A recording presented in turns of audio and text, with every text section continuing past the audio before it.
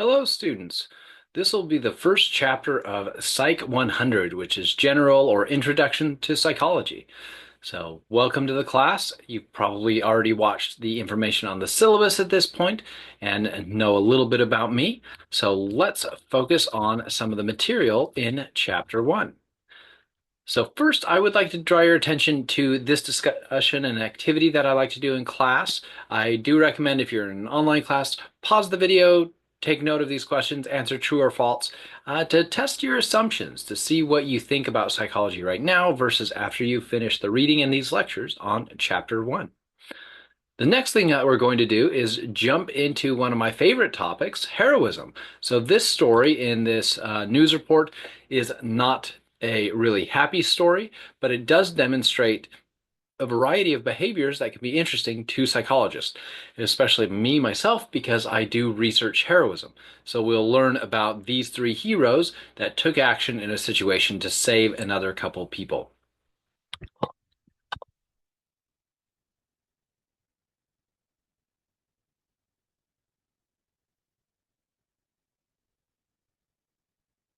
Details today about that deadly train attack in Portland. 3 people were stabbed, 2 fatally, when they tried to help a Muslim woman and her friend. ABC's Danya Bacchus has the latest. The mother of the surviving victim of a fatal train attack in Portland. If he hadn't been there, Thanking the man who helped save her son's life. then there would be 3 dead people today. Micah Fletcher, seen here giving the thumbs up from his hospital bed, was one of the 3 men who police say tried to intervene and stop 35-year-old Jeremy Christian's anti-Muslim tirade Friday. He told us to go back to Saudi Arabia and to get out of his country. Destiny Mangum was sitting with a Muslim friend who was wearing a hijab when police say Christian, an alleged white supremacist who has a criminal history, began hurling insults at the women. Fletcher, 23-year-old Talisha Namkai Maishe, and 53-year-old Army veteran Rick Best tried to calm him down, but police say Christian stabbed all 3. So like I mentioned, this is not a happy story, but it is a story where the people that the heroes were trying to protect, they were saved. So from that video, maybe pause and think about what you just saw, if there was any hints to you about why some of these individuals might have acted that way. Another thing you can do is just look at their pictures, see if you can try and glean anything, have any assumptions about them, because that's part of what we'll do in this class is we'll think about what assumptions do we have about the behaviors and the thought processes that people have, and talk about the science behind what we understand about people and how they act. So with that, what can we understand about these heroes? Why did they take such courageous action, risking and even losing their lives to help other people? Why did they intervene? Why didn't others intervene? It's not clear from just that report how many other people were on the train. Why did the attacker behave in the way that they did?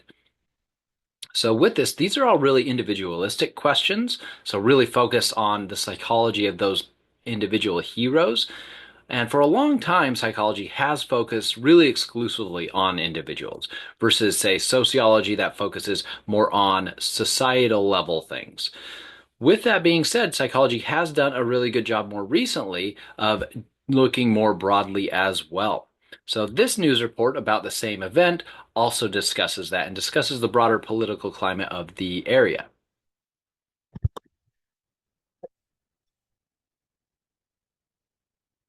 Two men lost their lives standing up to somebody spewing hateful words directed at Muslim passengers on an afternoon commuter train. These 2 men died heroes as a result of a horrific act of racist violence, and another man was injured. Those who have lost their lives have been identified. 53-year-old Ricky John Best of Happy Valley, Oregon. He was an Army veteran killed on Memorial Day weekend. He provided distinguished service to the residents of this community as an employee of the city of Portland. 23-year-old Talishan Mirrodin Namkaimesh of Southeast Portland.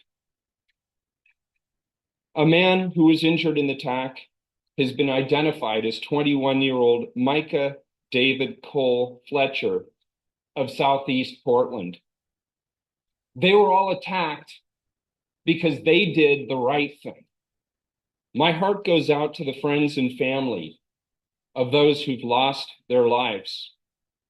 And my thoughts are with the gentleman injured in the attack. We will do everything in our power to ensure that people of all races and ethnicities are safe in our city. There is too much hatred in the world right now and far too much violence. Our current political climate allows far too much room for those who spread bigotry. Violent words can lead to violent acts. All elected leaders in America, all people of good conscience, must work deliberately to change our political dialogue.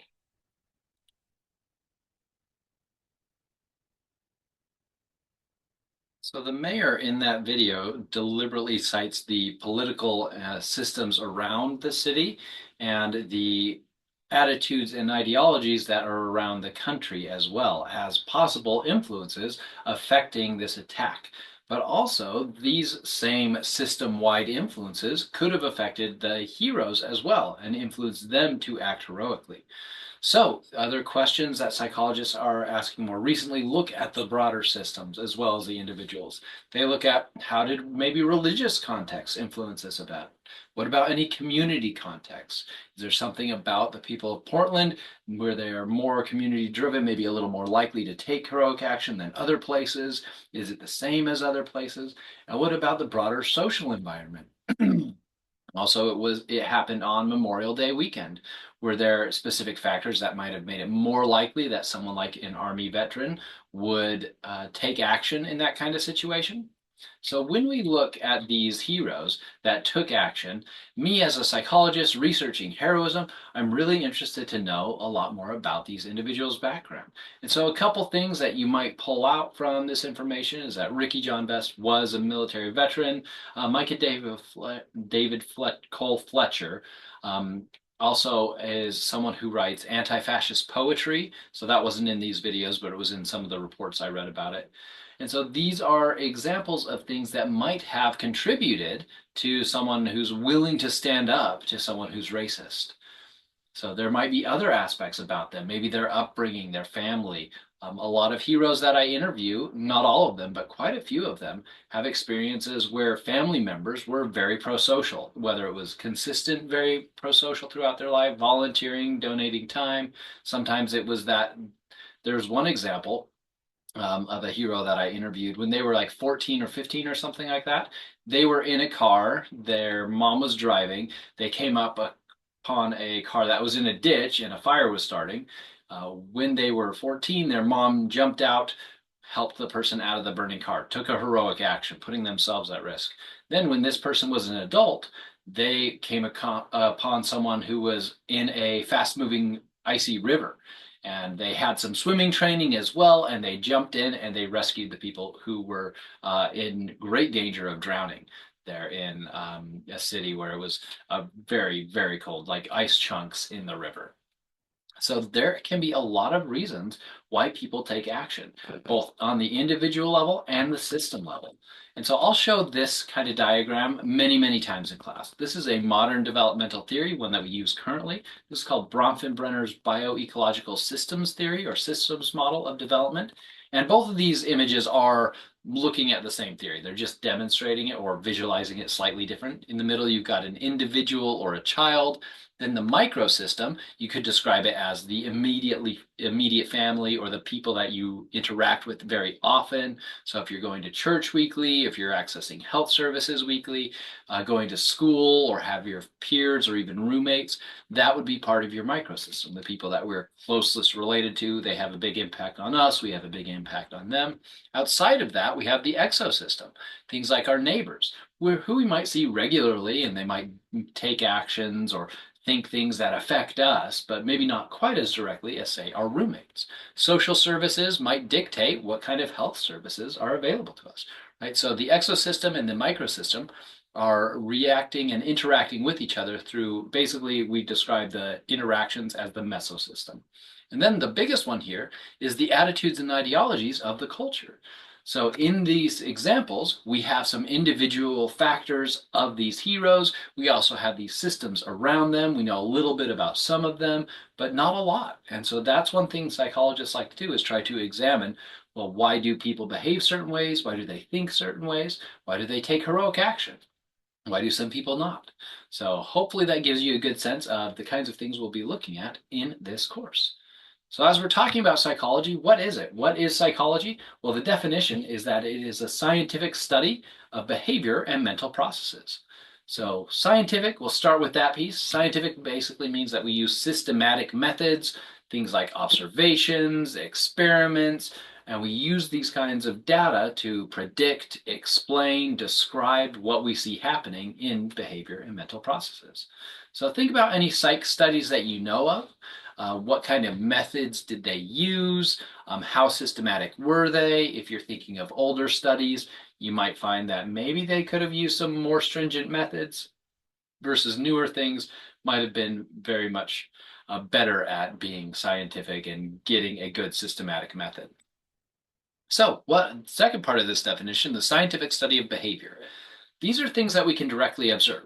So some examples: raising hands, how many cups of coffee students drink, how fast a rat runs through the maze, did they complete the maze, did they not complete the maze? So you would set some systematic method for measuring specific behaviors. And that might tell you something about, one, the behaviors, why people, and then looking at the mental processes might suggest why people might do those behaviors. So mental processes are basically everything going on inside our heads. So your thoughts, your cognitions, your feelings, motivations. A student gave a good example in class today of intrusive thoughts. So with this, we also look at how context might influence individuals. How might a person's culture influence the way they're thinking about solving a problem or interacting in a relationship? So these are all the part of that scientific study of behavior and mental processes. So how do psychologists do this? How do we go about observing, describing, predicting, and explaining? Well, we do it with research.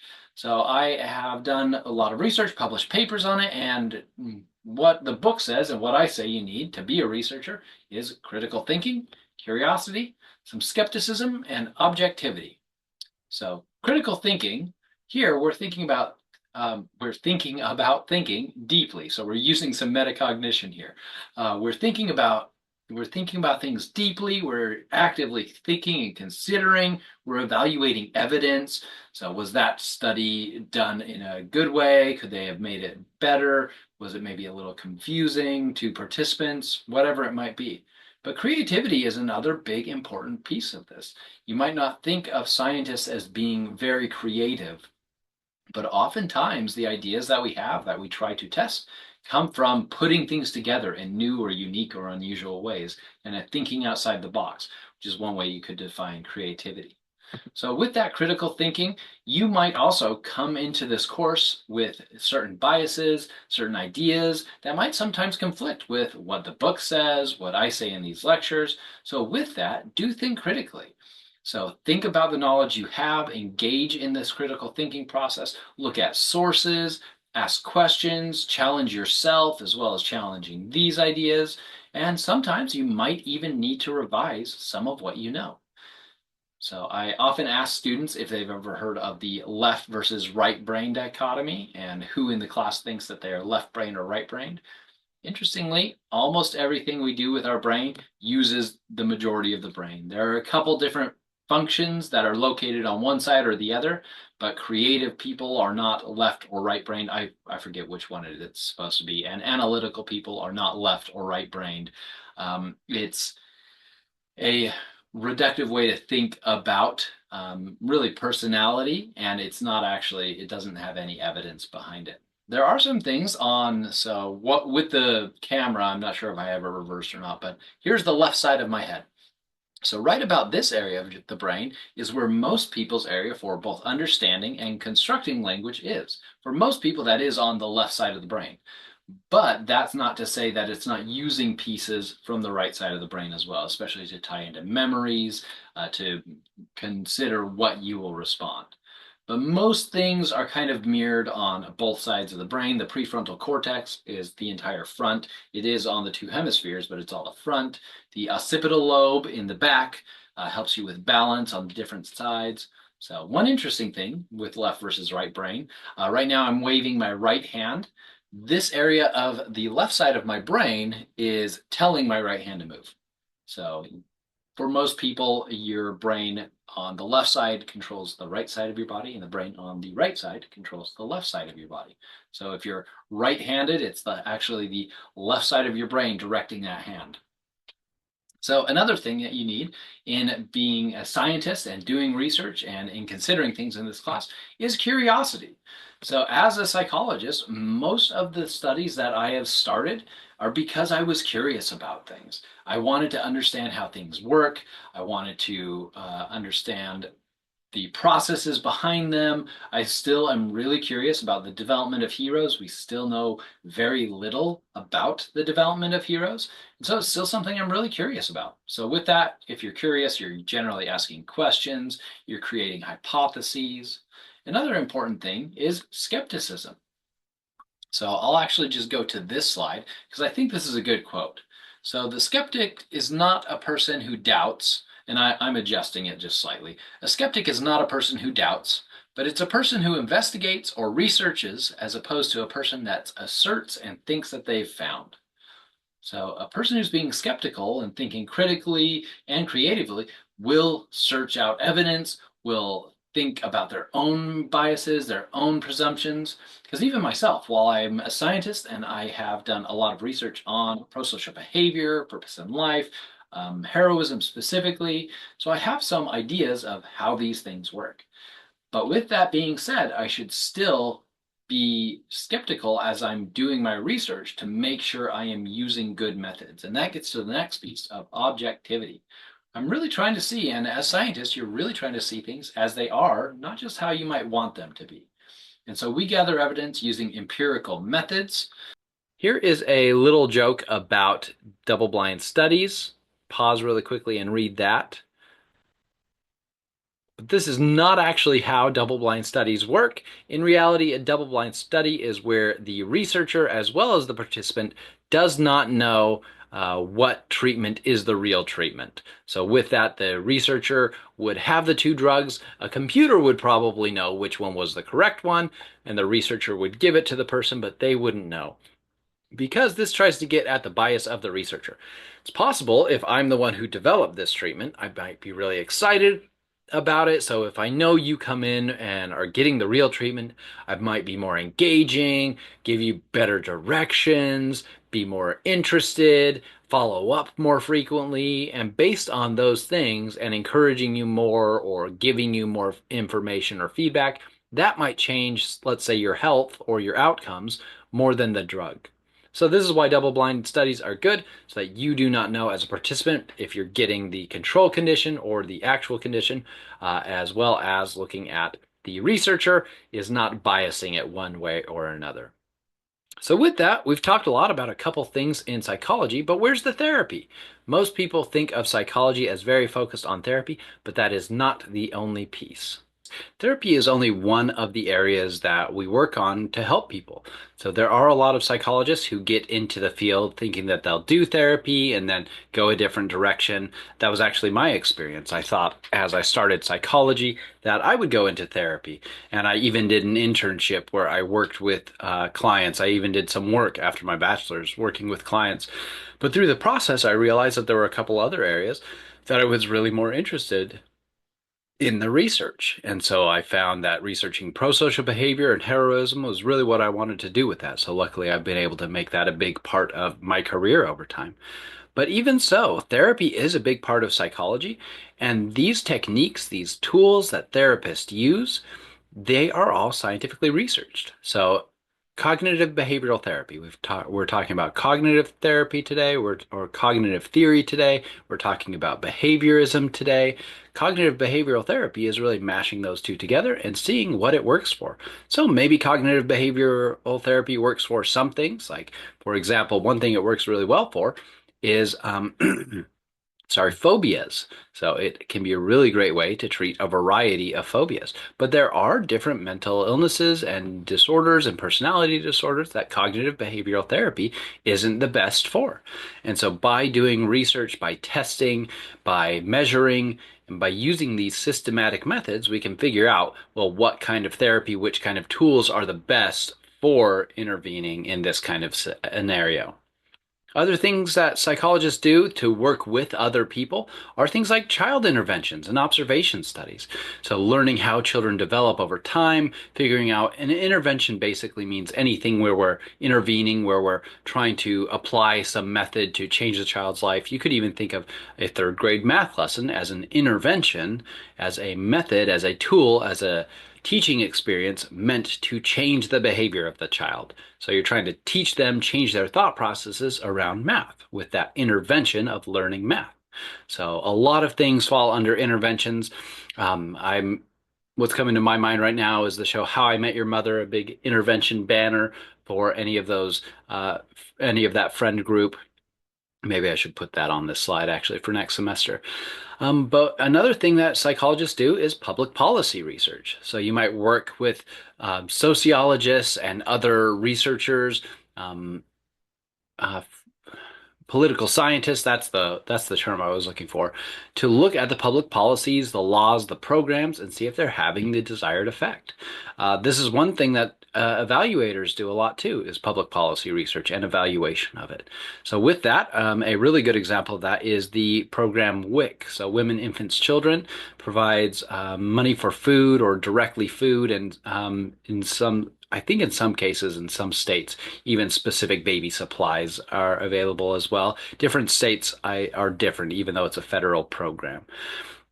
With that being said, there's been a lot of evaluations to see, well, what are the outcomes for these parents? What are the outcomes for these children? And it's a fantastic program overall. It costs a significant amount of money, but the benefit that we get is dramatic. The benefit for children who will one day be part of the workforce is often what the evaluations look at, is how will this impact the workforce, kind of thing, and the economy at large is a big part of the evaluations. And even in that sense, it has a huge positive impact on helping people so they do better in school, they learn better, they have less stress, they have their basic needs met, as we think of like Maslow's hierarchy of needs. It's a helping program that helps meet some of those basic needs. Another example is industrial organizational psychologists. So industrial organizational, or IO, so I don't twist over that with my tongue. IO psychologists help in a ton of sectors, whether it's Amazon, whether it's a hospital, whether it's a school. IO psychologists do the same kind of thing, evaluations to help workers both feel well, feel fulfilled, and do good work as well. So a good example of this is one of my colleagues who I went through grad school with. One of the jobs that she got soon after grad school was in a hospital. Essentially, when she got to the hospital, they hired her to do evaluations, to make things better at the hospital in general. And what she observed and what she's talked to me about is that the doctors were just terrible to the nurses. They were just awful. The nurses, in turn, and everybody actually was just awful to the staff, like custodial staff, anybody like that. They were awful to them. And so it was literally a toxic work environment. And over time, they ran different interventions and programs to get people to communicate, to change management structures, to move people around, to try and get people to have more control over their work and over their departments. And over time, over the past couple of years since they've taken that job, the employee retention has been better. The the outlook of the employees, the doctors, the nurses, the staff are all better. They are happier at their jobs. And in turn, all of the patient outcomes have gone way up. People are working better together, and it's literally saving lives, which is a really cool example of industrial organizational psychology. So other things that psychologists do is investigate things that will work for people to help them. So you might have seen ads for some of these tools, these cognitive training tools, but do any of them actually work? So I actually had a family member that went to a neurologist who suggested that they should start doing cognitive training games. They said, just go and find some. There's a lot out there. As a researcher, I went, there are a lot of training games. I wonder which of these work. And so I went and I found a couple meta-analyses, which is basically a study of studies, like studies comparing a bunch of cognitive training tools and apps. Here's a couple of those studies right here. There's a lot more than just these two. This is just a couple abstracts from two specific studies. And it looks like Luminosity, Elevate, and Neuronation, it looked like they have some of the kind of games that were studied in this research, even though they weren't necessarily named in all of the research papers. And that being said, not all of the games that are in these three apps do have research behind them. So it's possible that there is research being done currently about them, but when I looked at the apps and all of the games, these three had a lot of the types of games that these research papers were talking about as actually helping with cognitive capacity. And so these are what I recommended to my family member that they should start to use. Try out Luminosity, try out Elevate, and I asked them to see which ones they liked. So with this, let's move into history. So we'll skim over history right now. The main idea is that I like to focus on a little bit more of what's happening now in psychology, especially because whether or not you're going into psychology as your career, especially if you are, you need to know what's going on now a little more than what happened 30 years ago, 40 years ago, 100 years ago. So we won't focus a lot on the history, but your book does go into a lot more detail.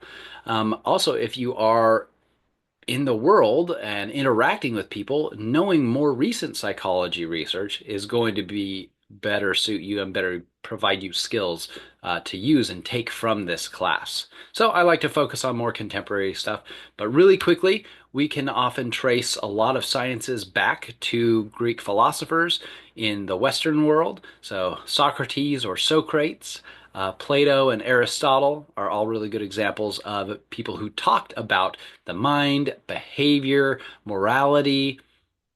And so from that, we got a lot of the different sciences that we have. A lot of sciences can trace their roots back to there. Psychology is one that has been a little slower to get good samples. Part of that difficulty is that just like with medicine, we have to use humans often as subjects. We can't do things like studying rats, but we often have to use humans. And so both medicine and psychology for a long time were using really strange samples. They're called weird samples, white, educated, industrial, rich, democratic countries. So samples that come from that. But even more than that, for a while, psychology was really focused on using samples of middle-class white men. So, and oftentimes college age. So college age white men. So white men that could afford to go to college, and that is a really small segment of the entire world population. So since this time, psychology has done a lot better job of reaching out and doing more cross-cultural psychology. We'll talk about some of the movements in cross-cultural psychology in a few moments. But that's kind of one of the big basics of the history that I want you to be aware of. The biological approach to psychology really takes a look at different biological aspects of humans. This includes things like hormones, but one of the main things we look at is the brain, neurons specifically, how the structure and the function and the health and how neurons work and connect with each other, how that applies to how we learn, how we think, how we behave. So that's the biological approach. Another approach is the behavioral approach. So this is behaviorism. Some key players in behaviorist history are Pavlov. You might remember Pavlov's dogs, Watson, Skinner. These are researchers who would do things like use reinforcements or punishments to encourage behavior to happen more or less. And so that is one approach to psychology, is to exclusively look at behaviors, not care about what's going on inside the mind, but only look at, well, what can basically reinforce and make a behavior happen more, or punish and make a behavior happen less over time. The psychodynamic approach is one of the first that was in psychology. It's the one Freud was under. Also, later researchers like Erickson. And the psychodynamic approach essentially is the idea that unconscious motivations drive us to do things. And so, with that, these unconscious motivations are not really accessible to us. So Freud thought these were psychosexual urges driving us to do things. Erickson thought there were psychosocial urges, that society had kind of given us different urges to do things based on social situations. And then today, most of the psychodynamic approach looks at other cultural or social experiences. So hopefully you can see a little bit of that evolution from where we started with these unconscious motivations. So perhaps you can think of in your own life a social situation, or especially if you come from, say, a multicultural family, how a specific cultural rule made you feel like you should act in a specific way. Even if you're not from a multicultural family, maybe you have some ideas about how you should behave in certain situations. So, did anybody ever give you direct, like explicit direction to act that way? Or do you have some kind of unconscious drives happening that lead you to, let's say, hold the door open for someone or not hold the door open for someone? So that's the psychodynamic approach, or some examples of it. And it still does exist, even though it's quite a bit different today than it was when Freud talked about it first.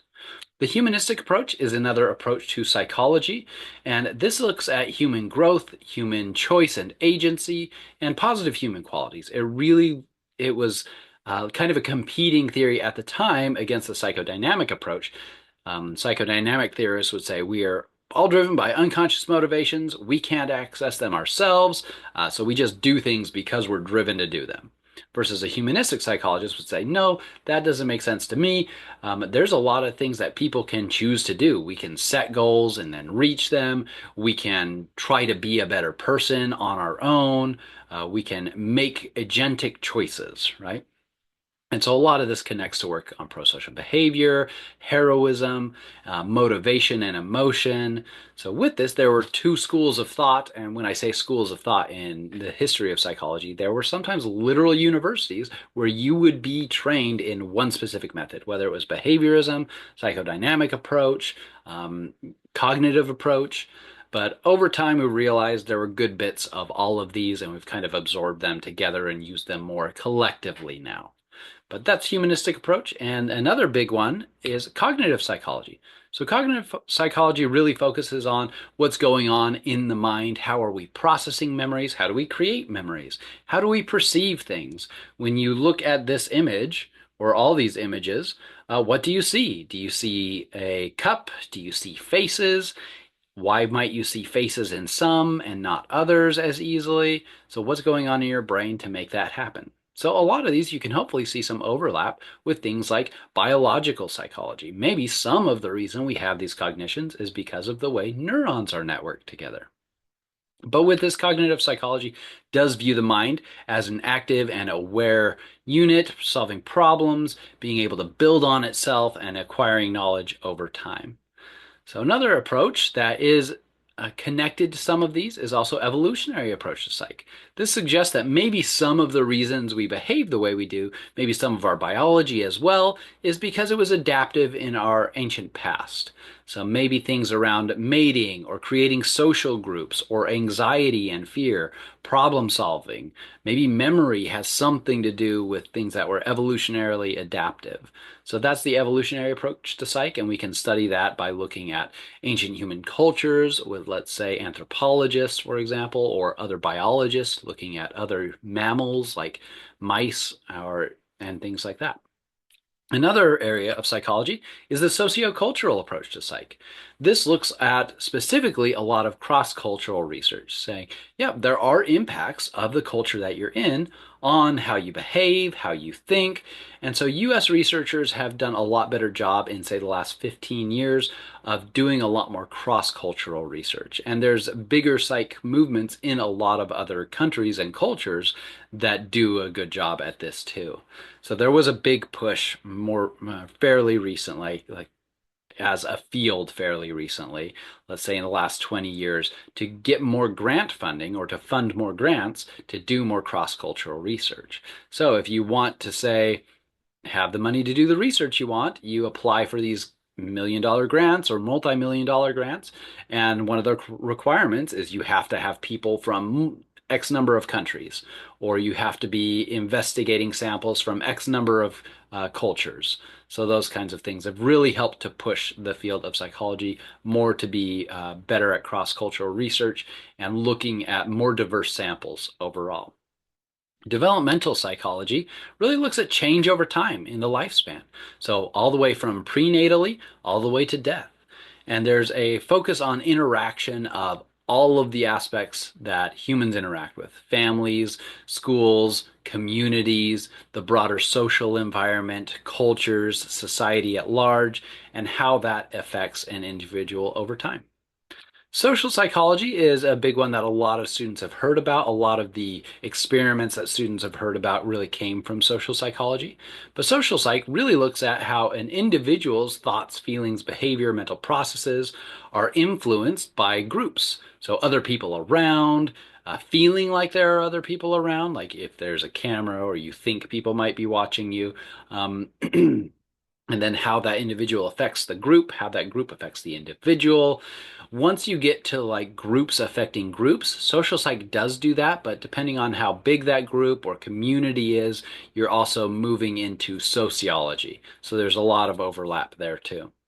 Social psychology has kind of absorbed a lot of personality psychology. You will find personality psychologists still around, but we used to hope that personality psych could find traits that could be predictive. We could do a quick test, know a person's personality, and predict how they'll behave in every single situation.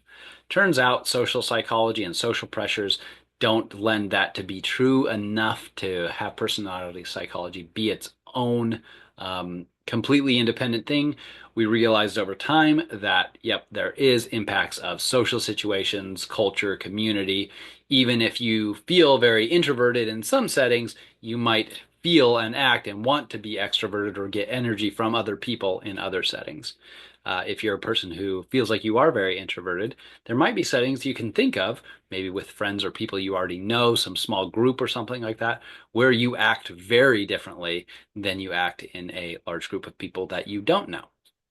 So as an example of one of the good models of personality right now, it's the Big Five model of personality. So if you can find a good Big Five assessment for personality, that would be a good one to test. And the Big Five are openness to experience, conscientiousness, extroversion, agreeableness, and neuroticism. Feel free to pause this. I believe this is in your book as well.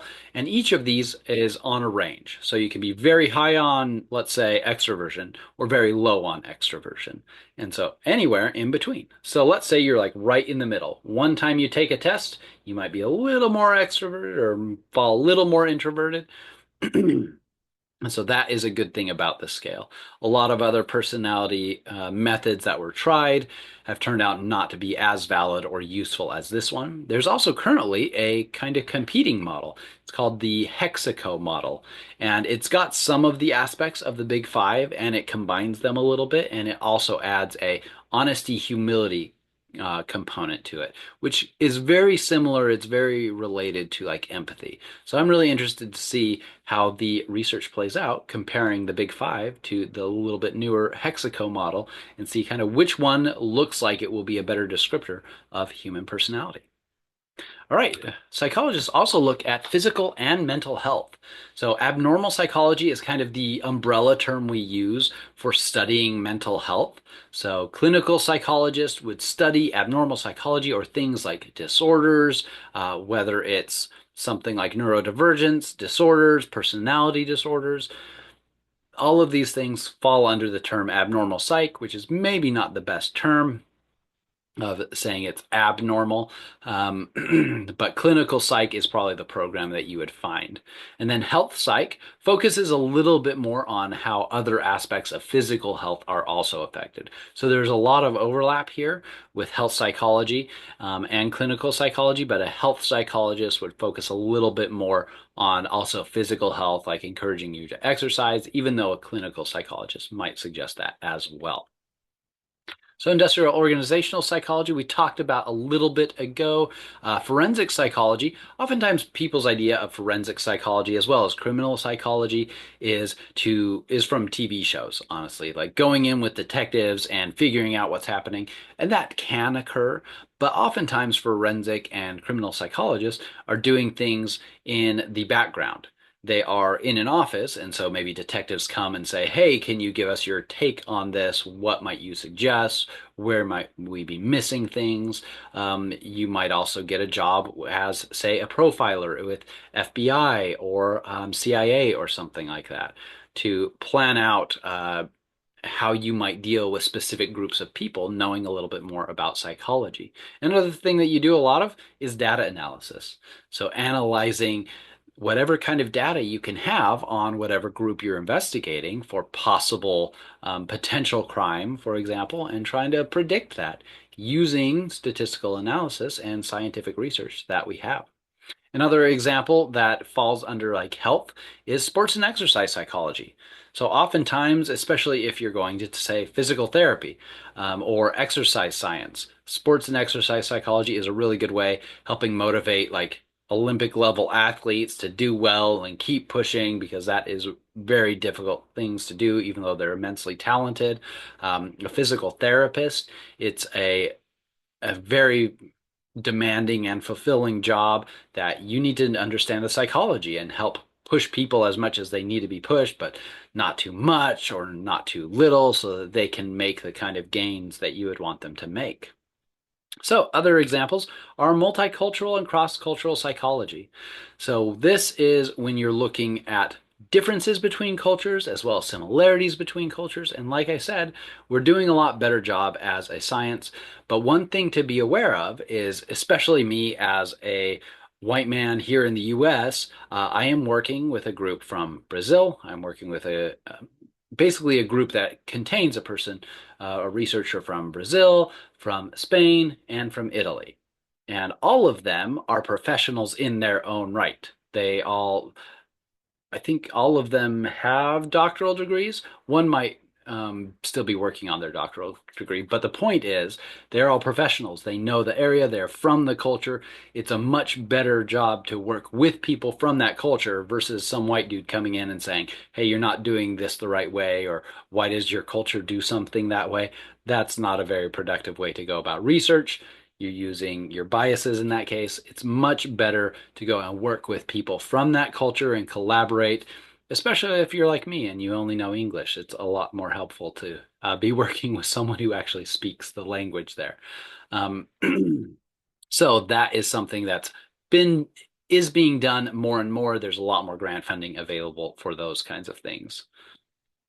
So, like I said earlier, I should have put this slide a little bit earlier because I talked about the weird populations, the white, educated, industrialized countries, rich and democratic. There still is a pretty big focus in the US of using these kinds of populations, but we are doing a better job at looking at more diversity in our populations.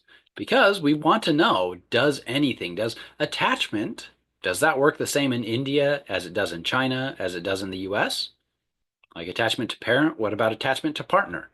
Maybe one does, one doesn't, right? We need to do scientific studies to see if that's the case. Maybe some treatment, whether it's a medicine, whether it's a specific type of therapy, maybe it works really well for adolescents in the Pacific Northwest. But does it also work for adolescents in Southern California? Does it work for adolescents in Brazil? Does it work for adolescents in Mexico City?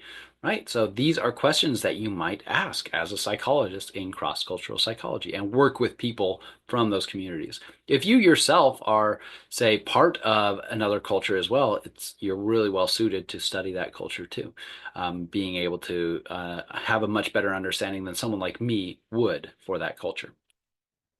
So that gets to this main point. It works best when you're including experts from those cultures in critical parts of research.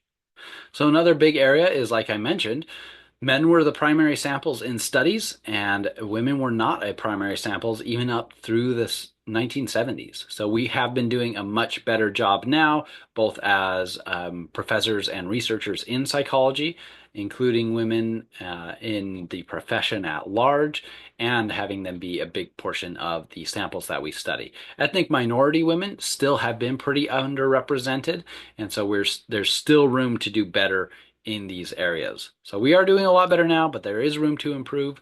The most recent data shows that practicing psychologists, whether they're professors or therapists with like master's or doctoral degrees in psychology, the field now is about 50 to 75% women in the field, which is a lot better than it used to be. So there's also specifically feminist psychology. So using feminist theory, looking at other theories, whether it be developmental theory, whether it be cognitive theory, and incorporating those theories as well, and looking at the female perspective in thoughts, behaviors, mental processes, looking at society level, community level, group level things within, say, an organization, whether it be a company or whether it be, say, a school or something like that.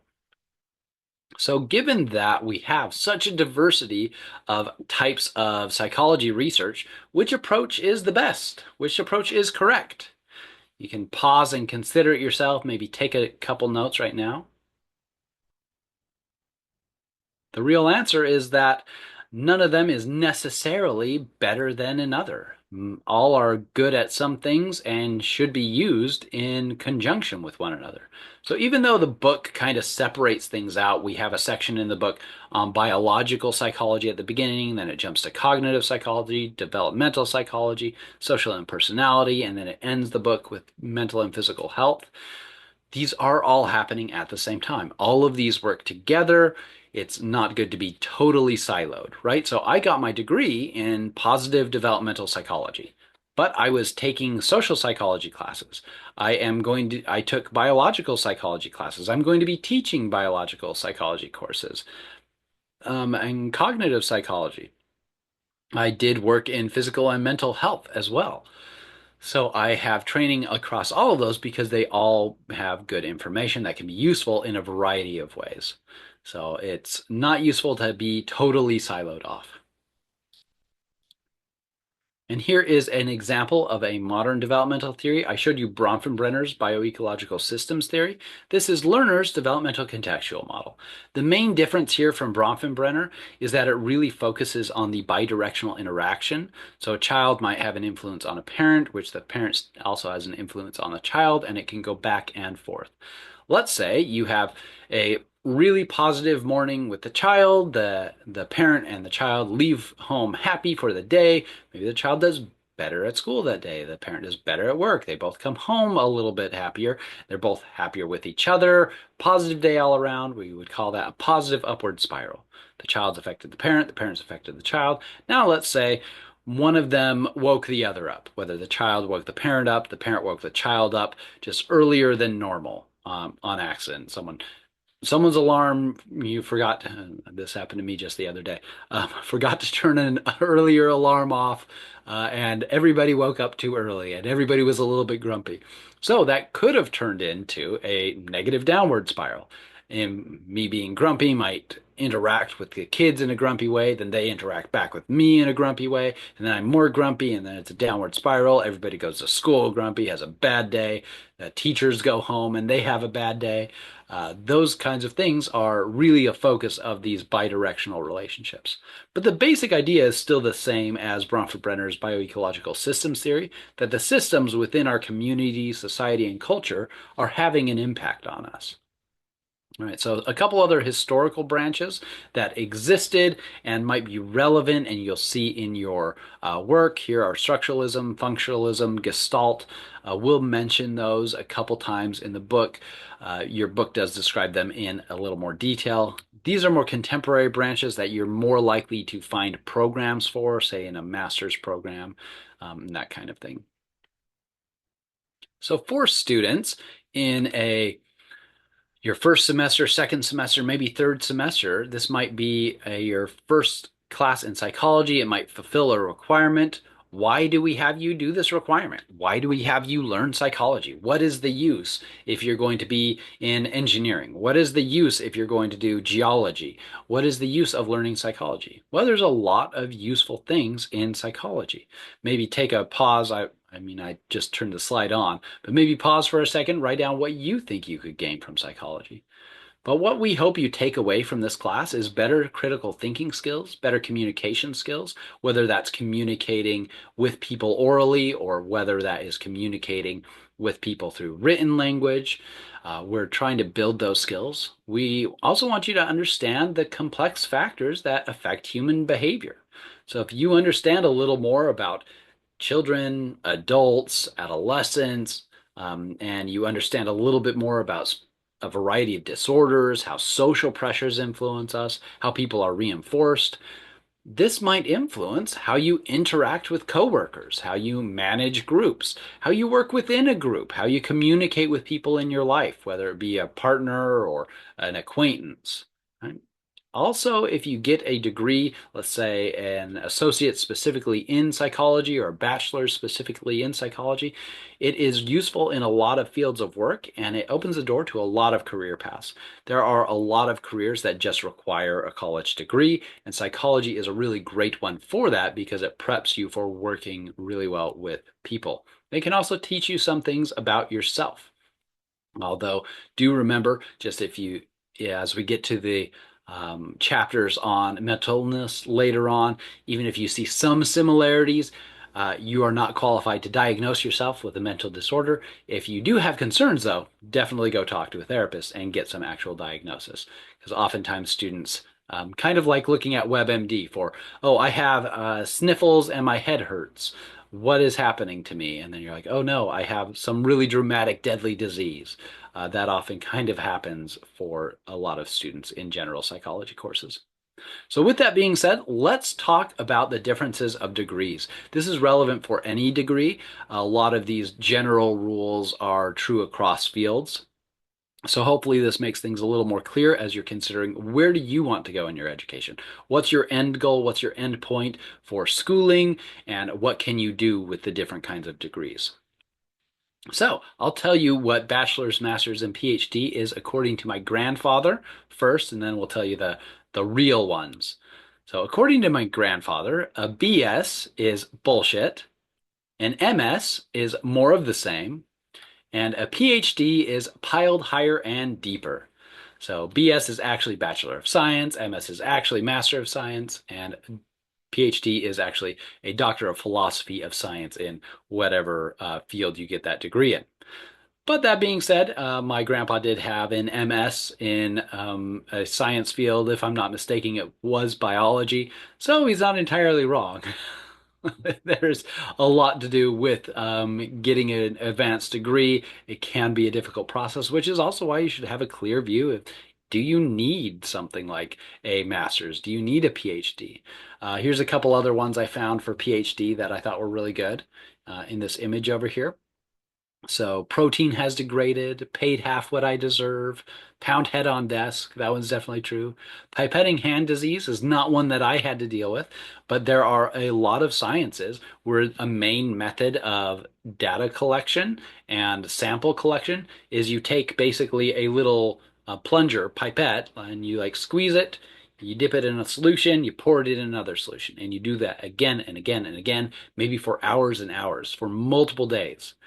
So it happens so often that there are literally research papers about people in, say, chemistry, medicine, biology, that they get carpal tunnel because of doing too much pipetting. So it does happen. So some good acronyms for PhD, but let's talk about some real differences between the degrees. So an AA is called an Associate of Arts. You can also get an AS, which is an Associate of Science.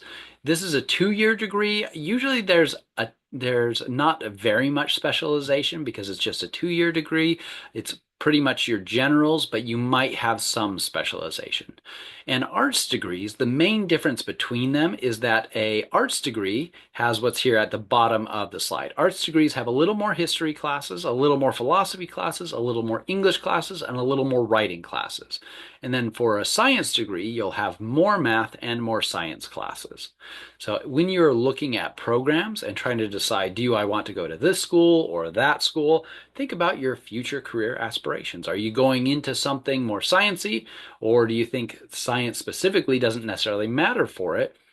Are you going into something that's maybe a little more writing focused? Maybe then a Bachelor of Science or a Bachelor of Arts might be a little more relevant. So bachelor's degrees are 4-year degrees, a lot more specialization there. So if you get your 2-year associates, you might be able to finish up that bachelor's in just the next 2 years. And there's programs that do things a little bit faster or slower to fit students' needs as well. But that's the basic idea, is arts degrees focus a little more on history, philosophy, English, and writing to give you what's called a liberal arts education. That's really that's what it's called. That's really what it amounts to, is more philosophy, more history, more English, more writing, versus science is more math, more science classes.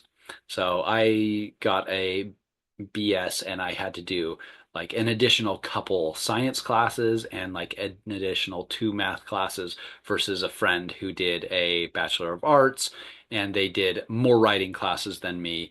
And they did, I had to do 1 philosophy class, they did 2, and I don't remember if I did. Probably did do a history class in bachelor's, but they did like 2 history classes to give you a kind of concrete example of what's the difference there.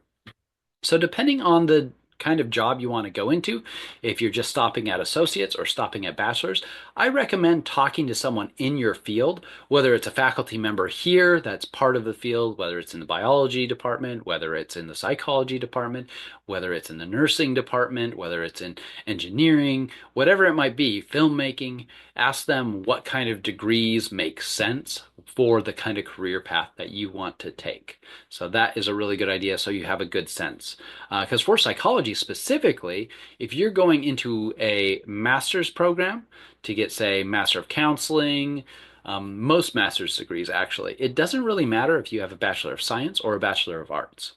But if you're going into a PhD program, a program that you're doing a Bachelor of Science, you probably have more opportunities to do more science things to go to the PhD. And a PhD is a really research-focused degree.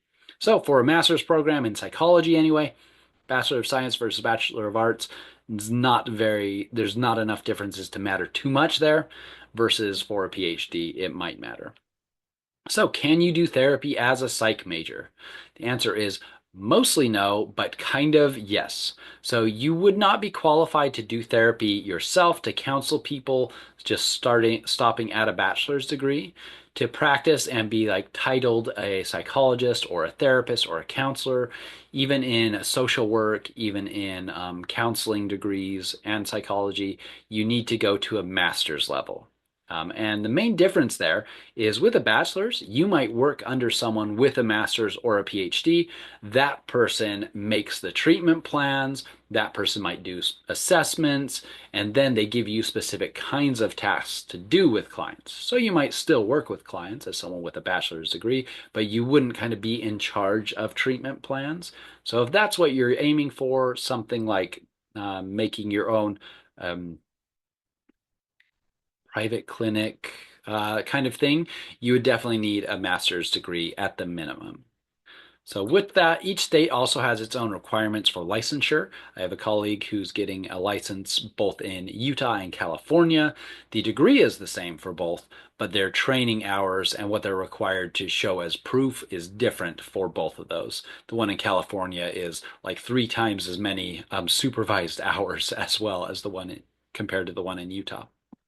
So jumping to master's degree, master's is kind of a good end goal for most people specifically wanting to go into psychology. And this is the case for a lot of degrees actually as well. Having that master's level training, that graduate level training, gives you a lot of good knowledge and experience and can help you start to network and then jump into some field. So in psychology, you might jump into doing therapy, you might jump into working with nonprofits, whatever it is that you want to do. And you don't necessarily need to get an even more advanced degree. And that can be the case for a lot of different kinds of degrees. So talk to people in your kind of program to see what they recommend for what your kind of career path and goals are. Master's is oftentimes a good endpoint for people. So a Master of Arts, again, has that liberal arts focus, more history, more writing, more philosophy. Master of Science has more specific training in science. You might have more options to work with a lab. You'll do more research. So the skills and training that you're getting in a master's is the first time it definitely has differences here. So bachelor's might not be, it's subtly different, a couple different classes. The training you get in a Master of Arts versus a Master of Science program is pretty dramatically different. So master's programs, you can get them. There are master's programs that can go in like 1.5 years, but most are in between 2 and 3 years. It's not uncommon to go 4 years in a master's program because oftentimes people in master's programs are also working full time, these kinds of things. So doctoral level training. In psychology, we have two main doctoral level degrees. One is a PhD and one is a PsyD. So PsyD is pretty new. It's been around only like 15, 20 years, and it's become more popular though. So let's start with Doctor of Philosophy, so the PhD. So this is a very research focused degree. So you're learning about a specific area of psychology, whether it's cognitive psychology, social psychology. Mine was positive developmental psychology, and I did a lot of research. That was after some coursework, basically 2, 3 years of coursework. Depends on the program, depends how much you pack in as well. So 3 years of coursework, and then multiple years of doing research in labs, publishing papers, figuring out my own samples, applying for grants. Doing research is really what, in the end, with a dissertation, it's basically a giant new research paper. So your own unique new research that you're producing. Versus, and with that being said, if you do a clinical PhD, you are working with therapy populations, people who are let's say you're working with personality disorders, or maybe you're working with people who are neurodivergent. But still, even if you're doing a clinical PhD, you are still doing a lot of research. So you might be saying, hey, for this group with PTSD, does X method or Y method work better to treat their PTSD? Right? You're still doing research. So you do get some hands-on clinical training, shadowing, and things like that, but it's still a research-focused degree.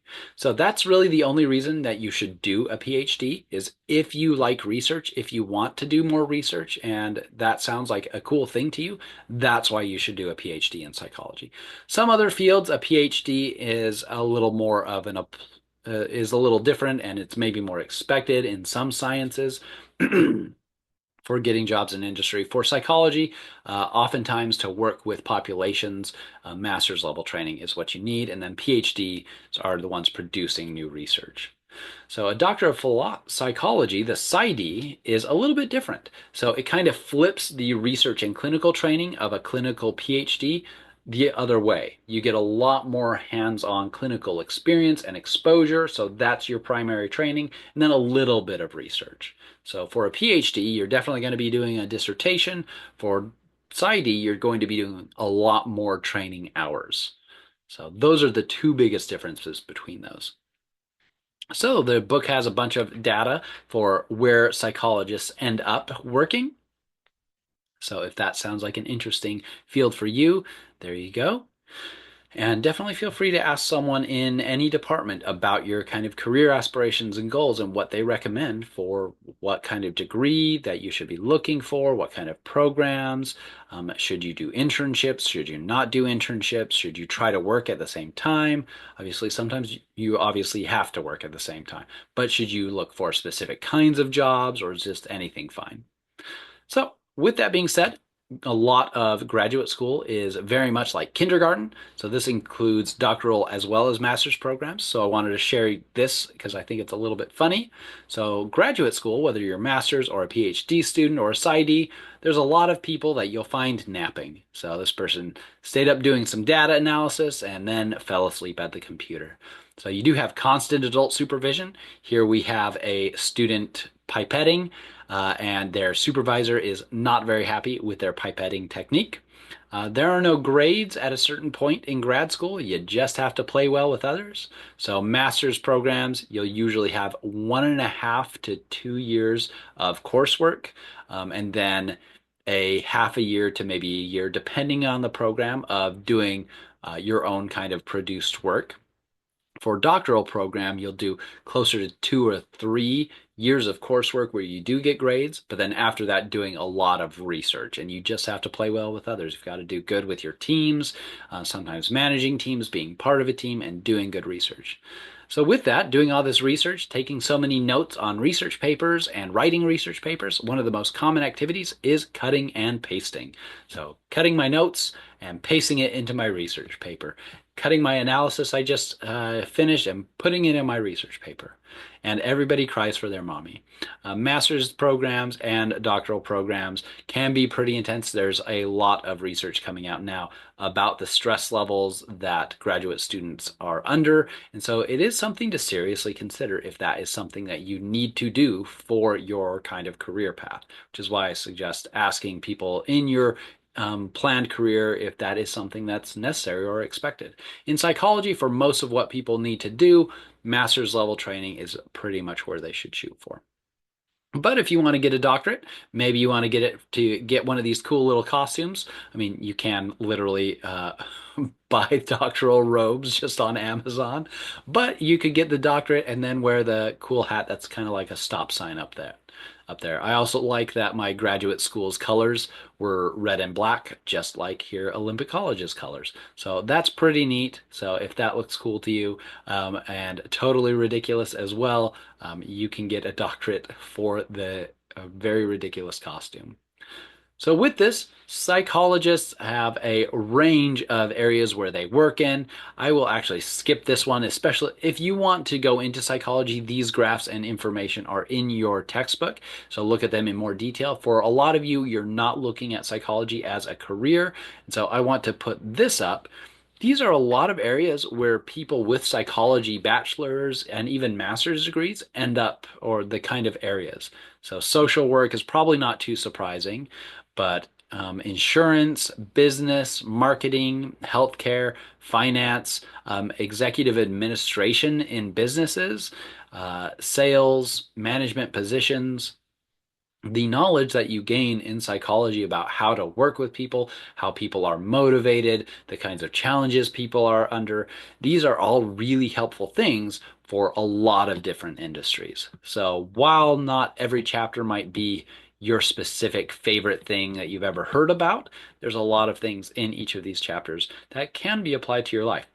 That's part of why I try to do reflections in class and discussions about things to help you make those connections.